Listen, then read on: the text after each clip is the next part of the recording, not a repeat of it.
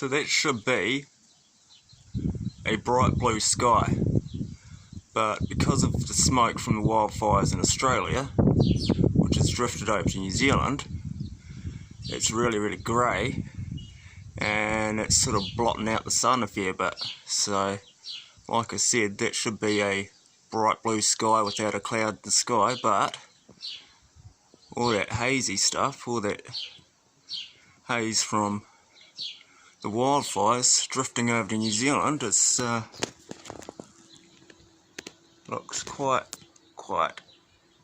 funky stuff, eh? It's like a really crazy.